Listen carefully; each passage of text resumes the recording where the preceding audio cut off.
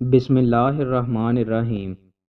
رسول اللہ صلی اللہ علیہ وآلہ وسلم نے ارشاد فرمایا، قیامت قائم نہیں ہوگی جب تک تم اپنے خلیفہ کو قتل نہیں کرو گے، باہم قتل و غارت نہیں کرو گے، اور تمہارے برے لوگ تمہاری دنیا کے وارث نہیں بن جائیں گے۔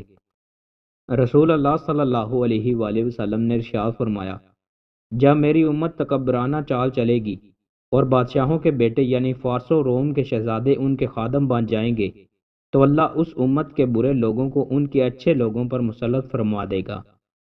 رسول اللہ صلی اللہ علیہ وآلہ وسلم نے ارشاد فرمایا، نیک لوگ ایک ایک کر کے چلے جائیں گے اور بیکار لوگ باقی رہ جائیں گے، جیسے جو کا بوسہ یا کھجور کا کچرا باقی رہ جاتا ہے، جن کی اللہ کے ہاں کوئی قدر و قیمت نہیں ہوگی۔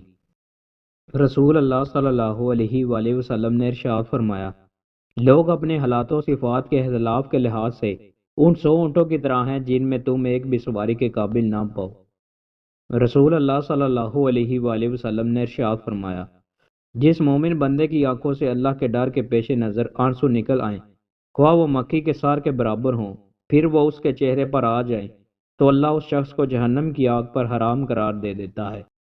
رسول اللہ صلی اللہ علیہ وآلہ وسلم نے ارشاد فرمایا، عائشہ چھوٹے گناہوں سے بھی اجتناب کرو کیونکہ ان گناہوں کے لیے بھی اللہ کی طرف سے عذاب کا مطالبہ کرنے والا ہے۔